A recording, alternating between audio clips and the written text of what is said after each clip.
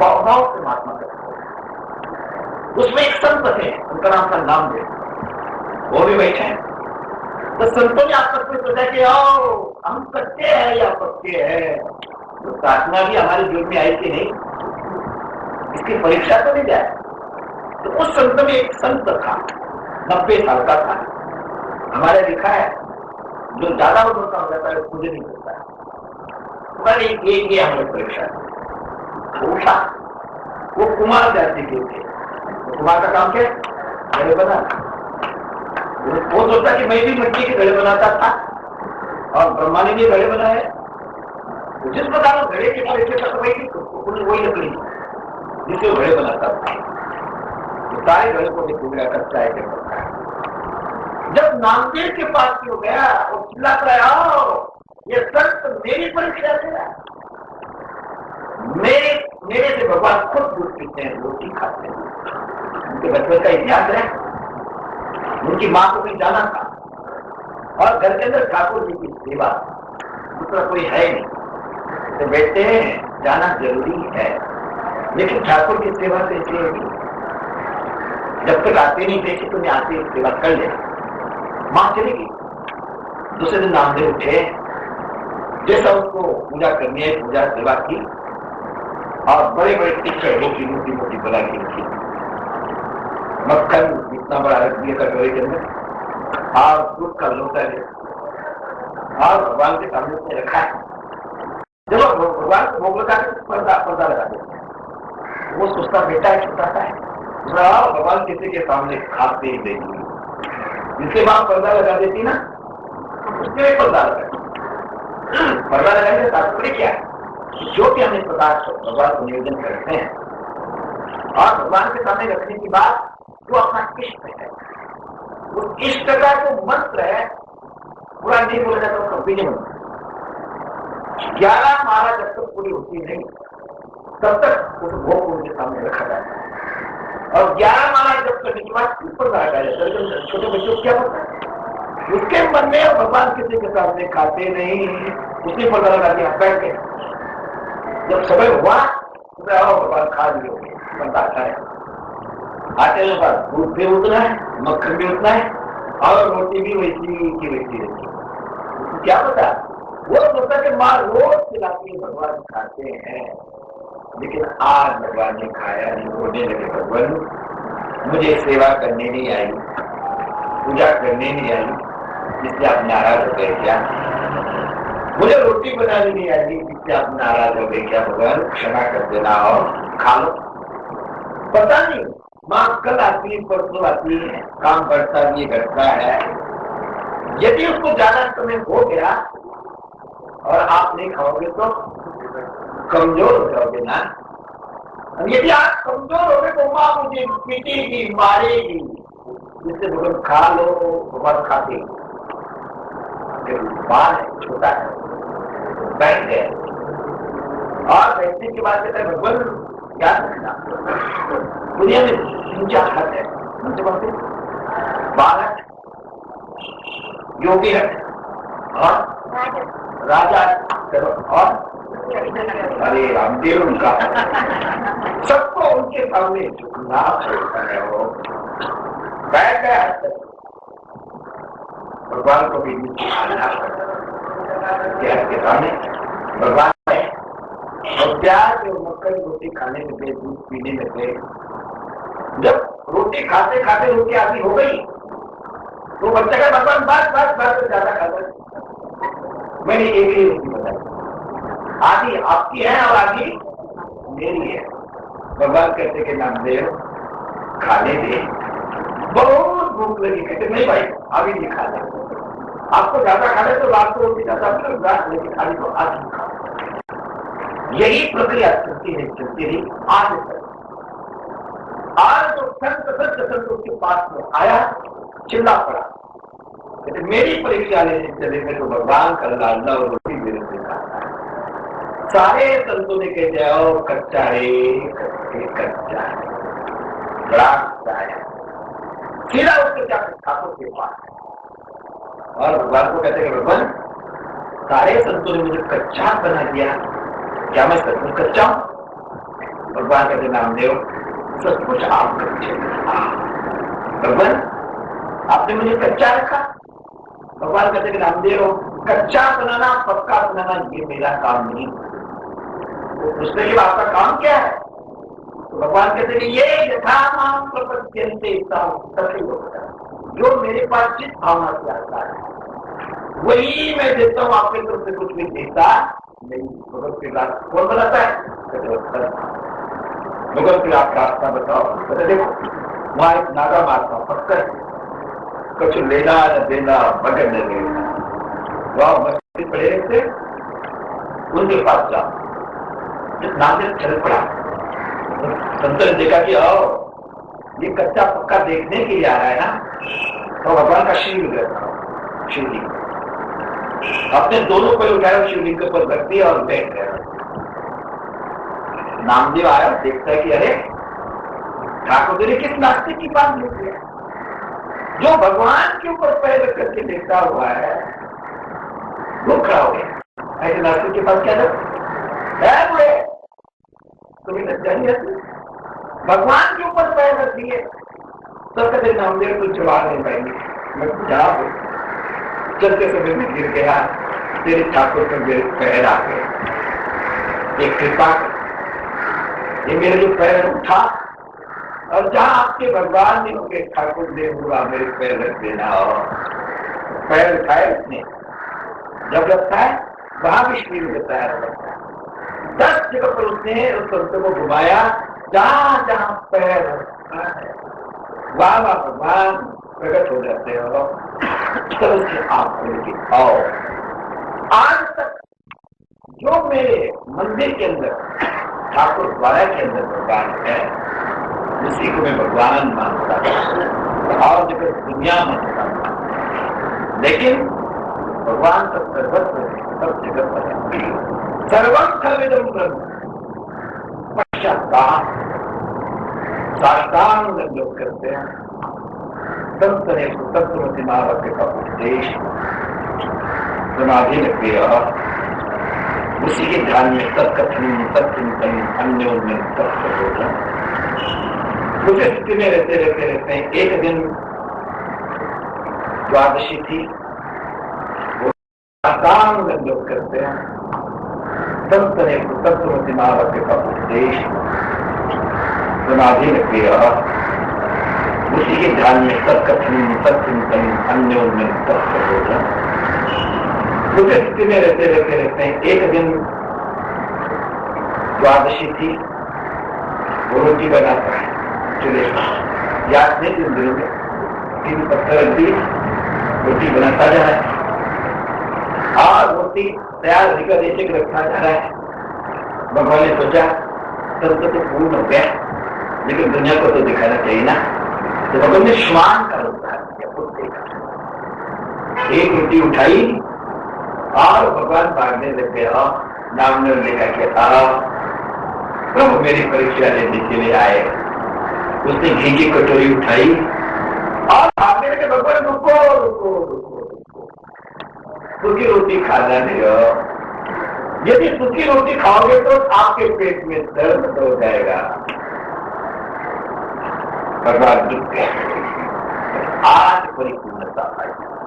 कितनी भी भक्ति हो कितनी भी उपासना हो कितना भी कर्म काम जब तक जीव ब्रह्म आयु नहीं होता गंध गंध वेदन नहीं होता शांति आएगी ही नहीं आएगी। और ये नहीं करके चलेगी। अनुभव केवल गुरु कृपा से भगवान की कृपा से अन्यथा नहीं मिलेगी और नहीं मिलेगी। उचित कहा यहाँ राजा चल पड़ा जल्दी और जब मोहम्मद से बैठे शांत है किसी प्रकार का विकार नहीं। जिस प्रकार समुद्र गंभीर है ऊपर से भले ही बड़े बड़े गुर्मिया आए लाने आए लेकिन थोड़ा सा हो जाएंगे ना समुद्र के अंदर कोई हलचल नहीं। उसी प्रकार महापुरुषों के अंदर कोई हलचल नहीं। सत्यम शिवम शांतम अद्वैतम अपने अद्वैत के मस्तिष्क के अंदर हो रहे थे। मस्त है बैठे तो वो राजा जो संत दर्शन के लिए जा रहे हैं, सत्संग के लिए जा रहे हैं, तो उनका एक कार कब्जल हो गया, भाग गया, मर गया, कुछ तीन रहे बाल के नीचे रख दी। तो राजा को भगवान एक नहीं है, रंडो कोई होता पकड़ ला बाल के नीचे। तो जब दूसरे कार ढूंढने गए तो ये वहां बैठे महापुरुष कहते क्या हो, कभी घी ना, कभी मुट्ठी भर चना, और कभी वह भी बनाओ, कभी घी के अंदर डालते, बढ़िया मालपुए खाते हो, बढ़िया गुलाब जामुन खाते, बढ़िया बासुंदी खाते हो, और कभी जलेबी खाते हो, और कभी वो भी नहीं मिलता है। और ये स्थिति है, कभी फूलों के शैया फूल होते हैं, आजकल गंदक है, पहले जमाने में बढ़िया फूल की शैया बनती थी, फूलों का बिस्तरा है, और वहां मस्ती से कभी फूल की शैया है और कभी कांटों की शैया है, कभी ऐसे ही मस्ती से गुजार देते हैं, लेकिन उनके मन पर किसी प्रकार का प्रभाव पड़ता नहीं। तो बैठे मस्ती से, तो कहा रहा है कोई बढ़िया तगड़ा है, बहुत अच्छा काम आएगा, उसको उठाया और उठा करके ले चल पालके में जोता है। जब पालकी चल पड़ी तो जब रास्ते में कीड़ी मकोड़े कुछ आता है, जानवर आता है, तो उछल कर जब वो उछलते हैं तो अंदर राजा को कष्ट होता है। तो अंदर से आए मुझे कष्ट होता है, तो तीन तो नौकर है वो घबराते थे कि राजन हम नहीं ऐसा करते हो, ये जो नया आया है वो उछल फिरता है, कभी रुक जाता है, कभी भागता है, क्या करे। तो उसने अंदर से कहा क्या है, तुम्हें बड़ा बोझ हो रहा है ना, तुम्हें ठीक करना होगा। तब जलभरत महात्मा कहते गए तो मुझे ठीक करने वाले कौन होते हैं? तुम अपने को राजा समझ रहे हैं, लेकिन एक तुम्हें ऐसा भी आ सकता है, तुम्हें मैं पराधी कर दूं और मैं राजा बनूंगा, मैं पालकी में बैठ सकता हूं, तुम्हें कार बना सकता हूं। ऐसे पालकी में बैठने वाले जिसको तुम सत्य समझ के चल रहे हो, ये संसार मिथ्या है। मिथ्या किसको कहते हैं? ना सत्य है ना असत्य है। सत्य और असत दोनों से जो विलक्षण पदार्थ है उसको कहते हैं मिथ्या, और उसको कहते हैं मिथ्या। अब ज्यादा नहीं बोलता हूं, उसको उपदेश दिया है। जब भैया उठते ही देने लगे लगा किसी महापुरुष को मैंने अपने पालकी में जो नीचे आए तो साष्टांग दंडवत कर भगवान क्षमा करते, मैं इंद्र का जो वज्र है उसको भी नहीं करता, शिव को नहीं करता, शिव को नहीं करता, लेकिन किसी महापुरुषों के मुख निकल गया उसको भगवान करता हूँ। भगवान आपको बहुत कष्ट दिया, आपको बोझ हुआ ना, तो बोझ किसको करता है? ये भी मिट्टी का शरीर, पंच महाभूतों का शरीर, आपका भी मिट्टी का शरीर, आपका पंच महाभूतों का शरीर, एक मिट्टी दूसरी मिट्टी को ढूंढने से उसका कुछ होता नहीं। बहुत बड़ा सुंदर उपदेश दिया, मूल में आप उसको उपदेश देने के बाद करते बाद और वहां से चल पड़ा हो। महापुरुषों के चरणों में जाने के बाद निश्चित शांति आराम मिलता है, इससे हमेशा सत्संग के द्वारा खराब प्रारब्ध भी ठीक हो जाता है। याद सत्संग के द्वारा जो अपना खराब मनी प्रारब्ध है वह भी ठीक हो जाता है। ये कहानी है, ये बहुत विद्वान पंडित थे, राजगुरु थे, उनको लड़का हुआ, उनका जन्म पत्रिका बनाया उसने और जन्म पत्रिका किसी आचार्य के द्वारा पढ़ाई। हमारे लिखा है कि अपना जो होता है उसके जन्म पत्रिका खुद नहीं निकाला, दूसरे द्वारा करवाओ और उससे भविष्य का ज्ञान करवाओ, तो भविष्य देखा उसने कहा कि राजन पंडित जी आचार्य श्री लड़का अच्छा पैदा तो हुआ, लेकिन ये चोर बड़ा अरे मेरा सारे राजा महाराज मेरा आकर के मेरे चरणों पे और मेरा लड़का चोरी करेगा, क्या ही जिंदगी है, दुखी है। तो एक महात्मा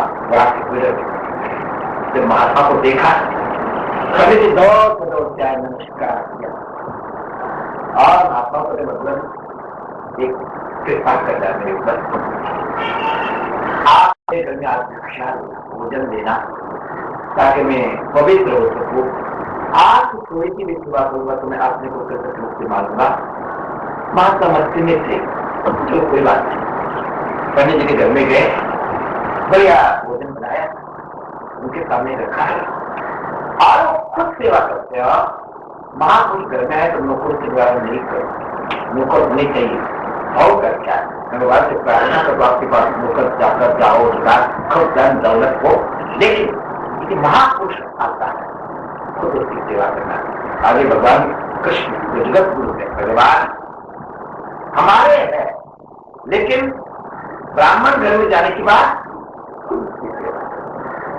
खुद उनको भोजन करते हैं, पास में पंखा हिलाते थे, उनको प्यार से खिलाते हो, ये बृहस्पति है। आज महापुरुष जाने के बाद लोगों को लोग आर्डर देते थे, लोगों को खिलाते और अच्छा लगा आप चलो, नहीं धन की शोभा नहीं, ये कुल की शोभा नहीं। जाने के बाद उसका जो व्यवहार है, महात्मा का प्यार देखने का उसका कुल का पता चलता है। और महात्मा के सामने ऐश्वर्य नहीं दिखाना, उनके सामने ऐश्वर्य कुछ भी होता है। समझता क्या देखता है तो सारी विद्या उसकी बात आ जाती है, लेकिन उसको भी वो ठुकरा देते हो। रामायण की कथा है ना, जिसमें प्रभु रामचंद्र को चले गए, उसके बाद भरतलाल है, वे तो थोड़े थे। भरतलाल के पास बहुत से सेना है, प्रजा है, सब कुछ है।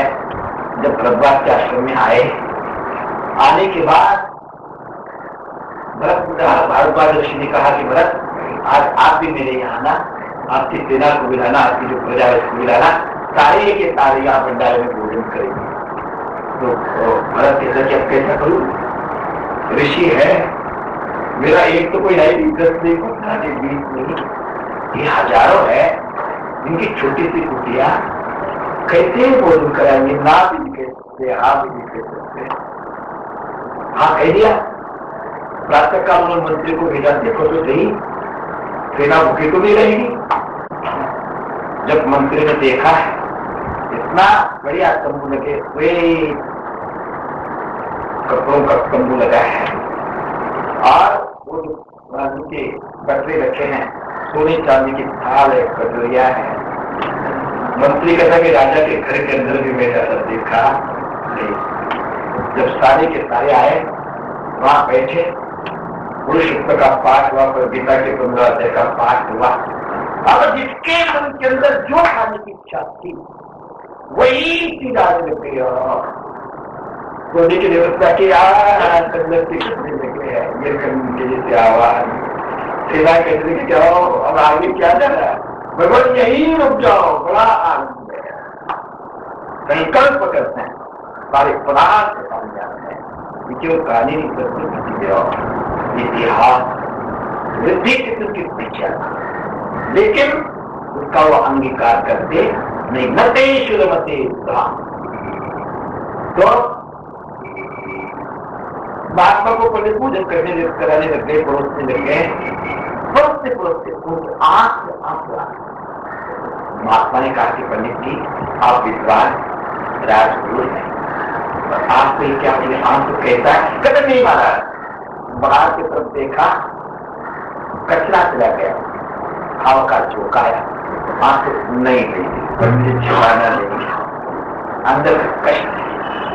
महाराज क्या होगा, मेरा गुरु बड़े बड़े लोग मेरे पास, लेकिन इस लड़के का भविष्य छोड़ देगा, क्या मेरी जिम्मेदारी है? मुझे पंडित जी को कहना नहीं, अभी आप जब पढ़ाएंगे तो शुरू से धर्मशास्त्र नहीं पढ़ाना और कुछ नहीं पढ़ाया। जब समय आया, समय काम करता है, चल पड़ा, कहा जाता है, क्या जाता है कुछ पता नहीं। रास्ते में चलते चलते 4-5 गांवों को स्कीम बना रहे थे, उसमें कोई आ गया था कि मैं भी आया, मैं भी आपके साथ नहीं करूंगा। किंबनई और राजमहल के अंदर ही रात को चोरी करने के लिए चल गए। जो दूसरे जो यथार्थ चोर से सामान उठाए भागे और ये बच्चा जो राजू का था वही रहा। तब जब भाग गए तब सिपाही को पता चला यार चोरी हो गई, भागो दौड़ टायर बजने लग गए, चारों तरफ सेना खड़ी हो गई। तो ये लड़का ही पकड़ गया। तो राजा महाराज के सामने उसको पेश किया गया। जब राजा ने देखा कि अरे आप गुरु जी के लड़के तो नहीं? कहते हाँ महाराज मैं वही। फिर का पता नहीं तो चोरी करने आए थे? कहते हाँ। आके जैसे? कहते नहीं। 5-4 थे वो चोरी करके भाग गए। कहते भाई जहां आपको पकड़ा गया वहां करोड़ों रुपए की संपत्ति है, आप इन्हें क्यों भाग जाते? कहते महाराज मैं क्या करूं, जिस चीज को मैं उठाता था तो मेरे सामने वो धर्मशास्त्र आ जाता था। इसको पकड़ने से, इसको चोरी करने से ये पाप होता है, इसको चोरी करने से ये पाप होता है। तो मैं ढूंढ रहा था किसकी चोरी करूं कि मुझे पाप न लगे, कुछ भी चोरी न कर सका हो। यह धर्मशास्त्र वो 13 कदम गिरने देगा नहीं देगा। इसलिए कथाएं सत्संग क्यों न करो कि उनका धर्मशास्त्र त्याग कर सकता है। इस जीवात्मा को परमात्मा बना देता है। और इसलिए हमेशा संगति करनी, धर्मशास्त्र पढ़ना है और सभी जीवन सफल बनेगा, अन्यथा मुश्किल है। अब इंद्र अपने सभा में बैठे हैं। जब व्यक्ति अपने ऐश्वर्य में आ जाता है, पहले कहीं साधारण अवस्था में बैठा ही तब वो किसी को नमस्कार करके अपना बुला लेता है, लेकिन अपने ऐश्वर्य में आ जाता है तो किसी को कुछ समझता है। इंद्र बैठे हैं और गुरुदेव गुरु ही है। और आने की बात अपने ऐश्वर्य के मत में उनके तरफ उन्होंने देखा नहीं, अपमान किया। गुरुदेव वहां से निकल गए। निकलने के बाद शुक्राचार्य ने देखा कि आओ दुनिया के अंदर कोई किसी को संभालता है, गुरु ही संभालता है। गुरु के बगैर कोई उद्धार करता नहीं और गुरुदेव ही चल पड़े। तो उसने चढ़ाई कर दी। चढ़ाई करने के बाद वही इधर ढूंढते हैं गुरुदेव को, गुरुदेव नहीं मिले। आखिर ब्रह्मा के पास ब्रह्मा ने कहा कि भाई मैं नहीं संभाल सकता। गुरु उठ गए, उनको संसार में कहीं भी ठार नहीं है। आप एक काम करो, शक्ति प्राप्त करने के लिए ईश्वर को अपना पुरोहित बनाओ। और उनके पास में गए। महापुरुष के लिए कोई क्षण आ जाता है तो क्षमा करते, पुरोहित बने, यज्ञ शुरू किया। लेकिन वो मां के तरफ से दूसरे थे, पिता की तरफ से दूसरे थे, दोनों को आहुति देने लगे। इंद्र को गुस्सा आया, उन्होंने इनको ठीक कर दिया। ब्रह्म हत्या रही, फिर ठीक हुए। बाद में दृष्टा को पता चला, दृष्टा ने तपस्या करके एक पुत्र पैदा किया। इतना महान पुत्र हुआ। उसने भी चढ़ाई की, इंद्र कमजोर हो गया। ब्रह्मा जी के पास में गए, भगवान अब कैसा होगा? उन्होंने कहा कि वो तपस्वी है, तपस्वी को कोई मार सकता नहीं, सबको काटना हो तो तपस्या ही है। उसका संहार करना हो, एक ऋषि उनका नाम है दधीचि, उनके पास जाओ।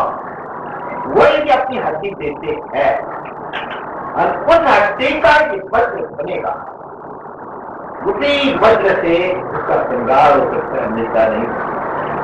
सारे देवता ऋषि के पास में गए और सर्वे स्वास्थ्य कमी सारे के स्वास्थ्य और ऋषि को हड्डी देना, उनको समाप्त करना है। लेकिन स्वास्थ्य के उनके पास में जाने के बाद भी उन्होंने प्रार्थना की, भगवान कृपा सारे संसार को परेशान कर रहा है, उनको मारने के लिए केवल आपके हड्डी से बन सकता है। महापुरुष महान, यदि किसी का उपकार होता है तो देख देते हो।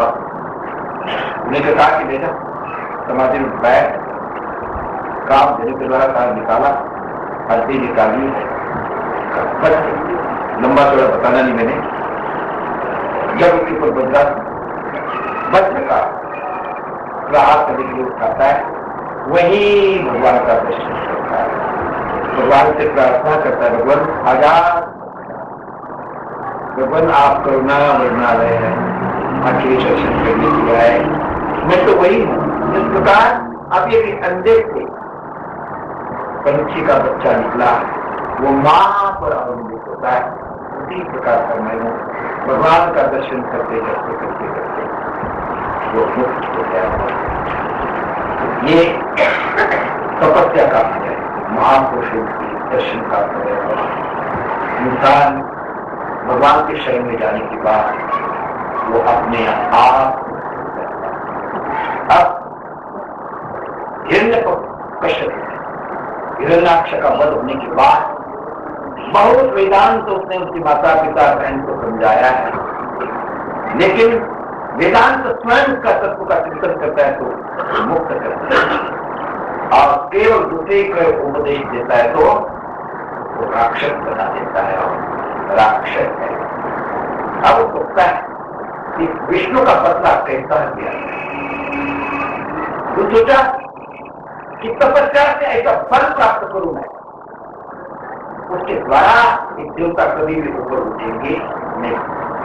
वो कयादू के पास में गया, और जाने के बाद कयादू कैसे कयादू अब मैं समाधि लगाने के लिए 10,000 की समाधि लगाने के लिए जा रहा हूं।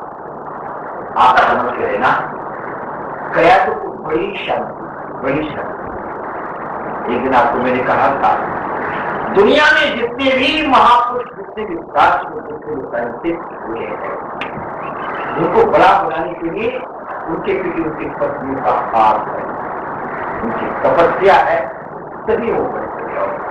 उसके बाद कयादू वो सत्य आज तक इन्होंने परमात्मा का नाम नहीं लिया, आज समाधि लगाने के लिए जा रहे हैं। मेरा अहोभाग्य है, मुझे चल पड़े समाधि लगाने के लिए। मैंने एक दिन आपको कहा था 3 गुण है, सत्वगुण, रजोगुण और तमोगुण। उसमें सबसे खतरनाक कोई चीज है तो रजोगुण। ये खिसकने वाली जगह जहां गंगा की है ना, घाट है, तो घाट कोई साफ नहीं करता है तो फिर काई बन जाती है। उस काई पर ये अचानक पैर गिरा तो वो गिरा देती है और जल्दी उठने देती नहीं,